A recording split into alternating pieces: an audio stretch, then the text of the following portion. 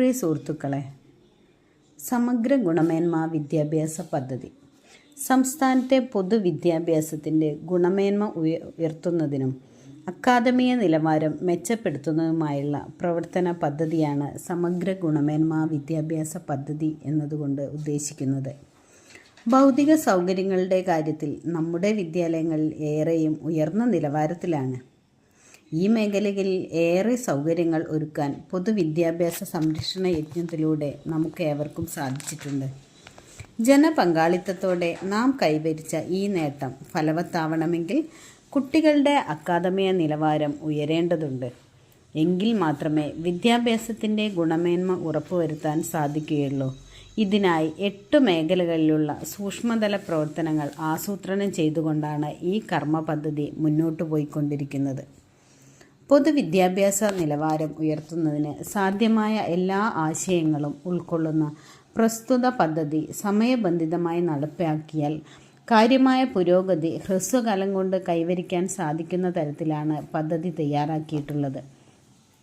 പ്രസ്തുത പദ്ധതിയുടെ ഭാഗമായി ആദ്യഘട്ടത്തിൽ പരാമർശം 1 പ്രകാരം 2024-25 അക്കാദമിക വർഷം 8ാം ക്ലാസ്സിലും 2025-26 അക്കാദമിക വർഷം 8-9 ക്ലാസ്സുകളിലും 2026-27 അക്കാദമിക വർഷം 8-9-10 ക്ലാസ്സിലും പൊതുപരീക്ഷയിൽ സബ്ജക്റ്റ് മിനിമം നടപ്പിലാക്കുന്നതിനും നിരന്തര മൂല്യനിർണ്ണയത്തിൽ തികഞ്ഞ ജാഗ്രത പുലർത്തുന്നതിനും മെറിറ്റ് മാത്രം പരിഗണിക്കുന്നതിനുമായി പ്രത്യേക മാനദണ്ഡങ്ങൾ പുറപ്പെടുവിക്കുന്നതിന് അനുമതി നൽകിക്കൊണ്ടും ഉത്തരവ് പുറപ്പെടുവിച്ചിരുന്നു. 2024-25 അക്കാദമിക വർഷം മുതൽ 8ാം ക്ലാസ്സിൽ സബ്ജക്റ്റ് മിനിമം നടപ്പിലാക്കിയതിൻ്റെ തുടർച്ചയായി പരാമർശം 3 പ്രകാരം 8ാം ക്ലാസ്സിലെ പുതുക്കിയ വിലയിരുത്തൽ മാർഗരേഖ അംഗീകരിച്ചുകൊണ്ടും ഉത്തരവ് പുറപ്പെടുവിച്ചിരുന്നു. സംസ്ഥാനത്തെ പൊതുവിദ്യാഭ്യാസ ഗുണമേന്മ ഉയർത്തുന്നതിനും അക്കാദമിക നിലവാരം മെച്ചപ്പെടുത്തുന്നതിനുമായി രൂപീകരിച്ച സമഗ്ര ഗുണമേന്മ പദ്ധതി വിജയിപ്പിക്കുന്നതിന് പ്രധാന പങ്ക് വഹിക്കേണ്ടത് അധ്യാപകർ തന്നെയാണ്. പൊതുവിദ്യാഭ്യാസ നിലവാരം ഉയർത്തുന്നതിന് സാധ്യമായ എല്ലാ ആശയങ്ങളും ഉൾക്കൊള്ളുന്ന പദ്ധതി സമയബന്ധിതമായി ഏറ്റെടുത്ത് ചെയ്ത് ഭൗതിക രംഗത്ത് കൈവരിച്ച വിപ്ലവകരമായ മാറ്റത്തോടൊപ്പം അക്കാദമിക രംഗത്തും വലിയ മുന്നേറ്റം ഉണ്ടാക്കാൻ സാധിക്കും.